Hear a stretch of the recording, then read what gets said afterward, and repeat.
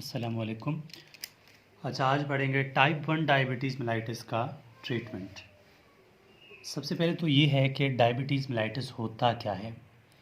In short मैं ये बता दूं कि डायबिटीज़ मेलाइटिस उर्दू में शुगर की बीमारी को कहते हैं। इसमें इंसुलिन जो है, या तो इंसुलिन की सिक्रीशन ही नहीं होता, या फिर इंसुलिन का सिक्रीशन तो होता है मगर वो यूटिलाइज़ नहीं होता बाय सेल, यानी सेल उसको यूटिलाइज़ नहीं कर पा रहे। ये एक बड़ी डिस्क्रिप्शन है। अगर आपको समझना है, अगर आप कहते हैं कि डायबिटीज़ मेलाइटिस पर एक वीडियो होनी चाहिए, तो आप लोग कमेंट बॉक्स में कमेंट करके कह सकते हैं, बता सकते हैं, तो मैं उस पर वीडियो बना दूंगा। लेकिन मैं यहाँ पर फार्माकोलॉजी के पॉइंट ऑफ व्यू से बात कर रहा हूँ कि टाइप 1 डायबिटीज़ मेलाइटिस की ट्रीटमेंट, या फिर सिंपली कि इंसुलिन के टाइप्स कौन कौन से हैं, या फिर इंसुलिन जो है वो कैसे रिलीज़ होता है, इंसुलिन कौन कौन से होते हैं, उसकी बात हो रही है। लाजमी बात है, टाइप 1 डायबिटीज़ कहते ही उसी को हैं कि इंसुलिन ही पैदा ना हो। ठीक है।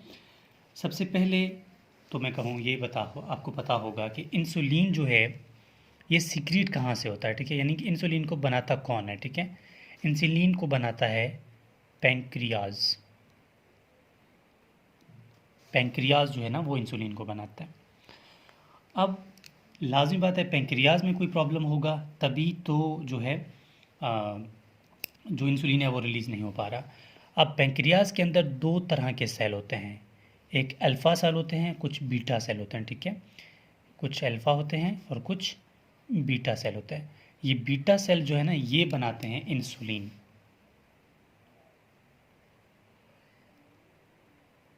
इंसुलिन और ये जो अल्फ़ा सेल होते हैं ये बनाते हैं ग्लूकागॉन। ठीक है, ग्लूकागॉन एक हार्मोन है।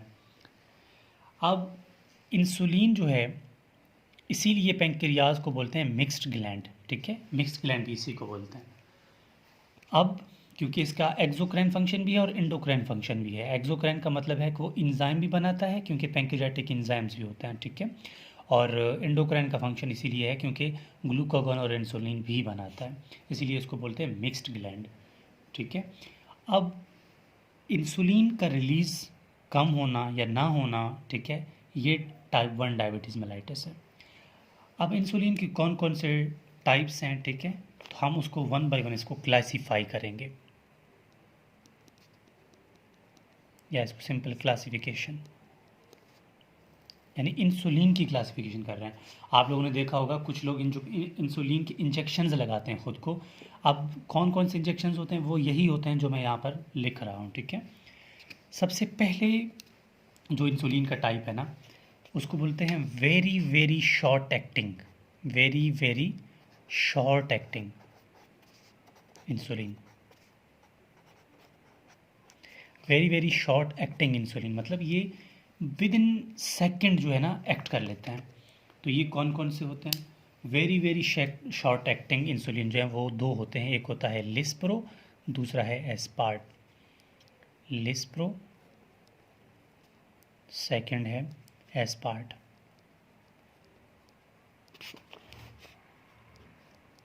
Lispro and aspart. अब सेकंड, ये तो नंबर 1 होता है। Number 2, very very short acting के बाद कौन सा आ रहा है? शॉर्ट एक्टिंग, मतलब ये तो बहुत ज़्यादा शॉर्ट एक्टिंग है ना। फिर आता है short acting insulin, short acting insulin. यानी वेरी वेरी शॉर्ट एक्टिंग का मतलब ये है, आप किसी को इंसुलिन लगाते हैं लेकिन ये इतना स्लो है, इतना स्लो है कि मतलब वे शॉर्टली एक्ट करता है ना।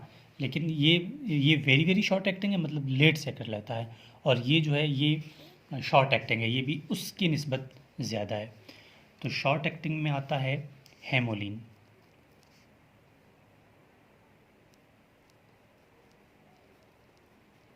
हेमोलिन, और ये हेमोलिन एक्ट कितना करता है? ठीक है, हेमोलिन एक्ट करता है 1.5 घंटे से लेकर 2 घंटे तक। मतलब जब आप इसको इंजेक्ट करेंगे तो 1.5 घंटे से लेकर 2 घंटे के बाद जाकर ये जो है अपना एक्शन शो करेगा। तो ये शॉर्ट एक्टिंग है, ये वेरी वेरी शॉर्ट एक्टिंग है, मतलब इसकी निस्बत भी लेट है। तो थर्ड में आता है intermediate acting.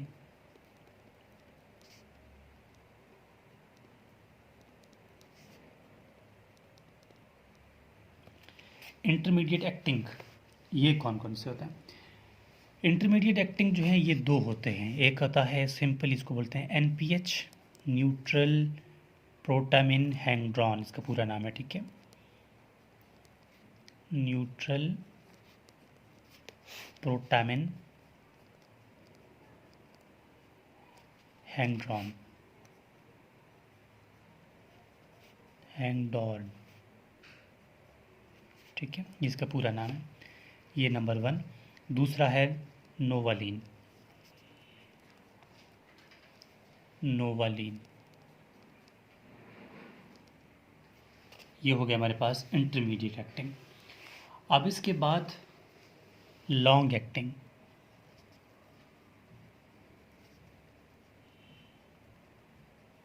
Long acting insulin. Long acting insulin जो है ये भी होते हैं दो। ये होता है एक लेविमीर, लेविमीर, सेकंड है डैटीमीर, ठीक है। लेविमीर, डैटीमीर, आप डिपेंड ऑन पर्सन, डॉक्टर्स जब उनको सजेस्ट करते हैं ना तो उनको उस कंडीशन के मुताबिक यही इंजेक्शन जो है ना दे देते हैं कि आपने ये इंजेक्शन जो है वो इंजेक्ट करवाना है। ये हो गया हमारे पास इंसुलिन। अब फिफ्थ लास्ट जो है ये कुछ किताबों मिक्स्ड है, कुछ में नहीं लिखा हुआ, mixed acting insulin, mixed acting insulin. Mixed acting insulin में इन सब के जो ऊपर वाले जितने भी लिखे ना उन सब का कॉम्बिनेशन है, ठीक है। Just combination of, just combination of all above, ठीक है। जितने भी यहाँ पर लिखे हुए हैं ना उन सब का कॉम्बिनेशन करके क्या होता है इंसुलिन का मतलब मिक्स्ड एक्टिंग इंसुलिन है। अब ये तो यहाँ तक बात हो गई। अब इसके अलावा कि इंसुलिन जो है वो रिलीज़ किस तरह होता है, ये एक बहुत बड़ी जो है ना पॉइंट है कि इंसुलिन जो है रिलीज़ किस तरह होता है। इसको मैं यहाँ शॉर्टली डायग्राम बनाकर आपको समझा दूँ तो उसको इस तरह करते हैं।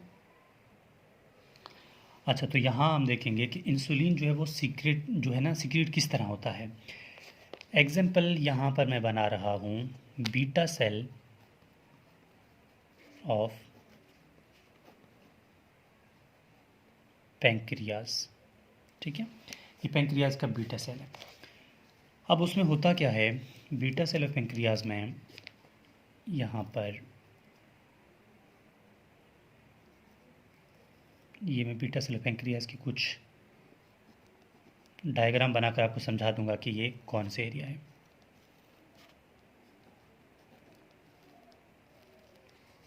ठीक है, ये है beta cell of pancreas.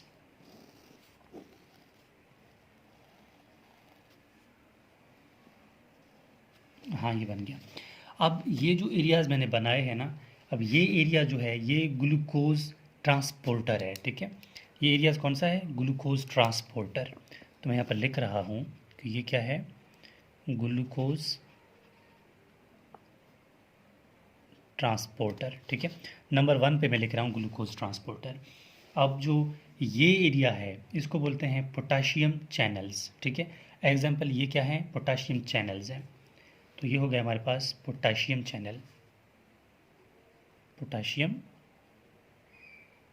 Channel. और ये जो है ये कैल्शियम चैनल, ठीक है। ये हो गया कैल्शियम चैनल। नॉर्मली क्या होता है, ठीक है, नॉर्मली क्या होता है कि ग्लूकोज जो है, ठीक है, ग्लूकोज ट्रांसपोर्टर है ना, ये ग्लूकोज यहाँ से जब ट्रांसपोर्टर के आसपास आएगा तो इसको ट्रांसपोर्ट कर देगा सेल के अंदर। तो ये हमारे पास आ गया ग्लूकोज पैंक्रियाज के सेल के अंदर, ठीक है। अब ग्लूकोज जैसे ही आएगा तो लाजमी बात है ग्लूकोज के यहाँ कुछ रिएक्शंस होंगे, ठीक है, रिएक्शंस होगा और क्रेब्स साइकिल में जाएगा वगैरह वगैरह, लास्ट में माइटोकॉन्ड्रिया में आएगा, ठीक है, माइटोकॉन्ड्रिया में आएगा। माइटोकॉन्ड्रिया के आने के बाद लास्ट में क्या बनेगा, लाजमी बात है एटीपी बनेगा, ठीक है। यहाँ से इसके बहुत बड़ा फासला है, क्रेब्स साइकिल में जाएगा, डिफरेंट रिएक्शन कर करके ना लास्ट में माइटोकॉन्ड्रिया के पास आएगा। इन शॉर्ट माइटोकॉन्ड्रिया के बाद एटीपी बनाएगा। यहाँ एटीपी जितने भी बनेंगे ना, ये एटीपी बढ़ता जाएगा, ठीक है। एटीपी कंसंट्रेशन यहाँ पर इंक्रीज़ होता जाएगा, और जैसे ही ये एटीपी की इंक्रीज़ कंसंट्रेशन होगी, ये एटीपी क्या करेगा, नॉर्मली क्या होता है कि पोटाशियम चैनल ओपन होते हैं। पोटाशियम नॉर्मली क्या कर रहा होता है, सेल से बाहर जा रहा होता है नॉर्मली, ठीक है, सेल से बाहर जा रहा होता है। लेकिन ये एटीपी इतना ज़्यादा होगा कि ये डायरेक्टली जाके एक्ट करेंगे यहाँ पे और इस चैनल को क्लोज़ कर देंगे, ठीक है। दोबारा गौर से सुनना, नॉर्मली पोटाशियम चैनल ओपन थे, अब एटीपी ज़्यादा हुआ तो इस एटीपी के ज़्यादा होने की वजह से क्या होता है कि ये एटीपी जाके पोटाशियम चैनल को बंद कर देंगे। पोटाशियम चैनल बंद हो जाएगा तो पोटाशियम जो बाहर जा रहा था वो अंदर जो है एक्युमुलेशन हो जाएगी, मतलब जमा होना स्टार्ट हो जाएगा। अब पोटाशियम के ऊपर पॉजिटिव चार्ज है, पॉजिटिव चार्ज बढ़ता जाएगा तो क्या होगा, सेल के अंदर डीपोलराइजेशन होगी, डीपोलराइजेशन, ठीक है, डीपोलराइजेशन होगी। अब ये डीपोलराइजेशन क्या करेगा, ये पोटाशियम चैनल जैसे ही बंद होंगे तो नॉर्मली क्या होता है कि कैल्शियम चैनल बंद होते हैं, नॉर्मली ये बंद होता है कैल्शियम चैनल। जैसे ही पॉजिटिविटी बढ़ जाएगा तो कैल्शियम क्या करेगा, कैल्शियम चैनल्स ओपन हो जाएंगे, कैल्शियम बाहर से अंदर की तरफ आ जाएगा। तो ये कैल्शियम बाहर से अंदर की तरफ आया। अब जैसे ही कैल्शियम अंदर आएगा तो अंदर तो इंसुलिन की वेजिकल्स पड़े हुए हैं, ठीक है। ये इंसुलिन के वेजिकल्स के अंदर क्या पड़ा होता है, इंसुलिन पड़ा होता है, ठीक है। ये पैंक्रियाज का बीटा सेल है ना, लाजिमी बात है उसके अंदर ही तो इंसुलिन बनेगा। अब जैसे ही ये कैल्शियम इस वेजिकल के साथ टकराएगा, ठीक है, टकराएगा तो क्या होगा, इसको फ्यूज़ करवाएगा, पकड़ के इसको फ्यूज़ करवाएगा मेम्ब्रेन के साथ, और एक्सोसाइटोसिस की मदद से इंसुलिन को क्या करेगा, बाहर सिक्रीशन करवाएगा इंसुलिन का, और इंसुलिन जो है ब्लड में आ जाएगा। तो इसको मैं दोबारा रिकैप करवाता हूँ। नंबर 1 पे क्या हुआ था कि इंसुलिन से ग्लूकोज आया था सेल के अंदर, नंबर 1। नंबर 2 पे क्या हुआ कि लास्ट एटीपीज़ बने थे, ठीक है। नंबर 3 पे क्या हुआ कि सेल के जो पोटाशियम चैनल्स हैं वो क्लोज हुए थे। नंबर 4 पे क्या हुआ, नंबर 4 पे ये हुआ कि पोटाशियम चैनल के क्लोजनेस की वजह से पोटाशियम बढ़ गया था, डीपोलराइजेशन हुई, तो क्या हुआ, कैल्शियम चैनल ओपन हुए, नंबर 4। नंबर 5 पे क्या हुआ कि कैल्शियम जाके ग्लूकोज यानी इंसुलिन से टकराया, और एक्सोसाइटोसिस की वजह से क्या हुआ, कैल्शियम जो है बाहर निकल गया था ब्लड से, मतलब पैंक्रियाज की बीटा सेल से बाहर निकल कर ब्लड में आया था। किस तरह से, एक्सोसाइटोसिस से, ये आप यहाँ पर लिख लें कि एक्सोसाइटोसिस की मदद से, यानी उस प्रोसेस से क्या होता है कि इंसुलिन जो है वो बाहर निकलता है। तो ये था कि इंसुलिन किस तरह ट्रांसपोर्ट होता है, एक मतलब इंसुलिन जो है एक दफ़ा बना तो वो ट्रांसपोर्टेशन उसकी किस तरह होती है, ये उस मतलब वही सारा मैकेनिज़्म है। और ये था हमारे पास के कौन कौन से जो है इंसुलिन के टाइप्स हैं। और ये व्हाट्सएप कॉन्टैक्ट है मेरा, आप में से किसी स्टूडेंट को इस टॉपिक में मसला आ रहा हो या कुछ और टॉपिक में, तो आप लोग मुझसे बाय व्हाट्सएप टॉक्स कर सकते हैं, और जो नोट्स आपको चाहिए होगा उसके बारे में भी मैसेज कर सकते हैं। तो ये था हमारे पास कि इंसुलिन क्या होता है और इसकी सिक्रीशन किस तरह होती है।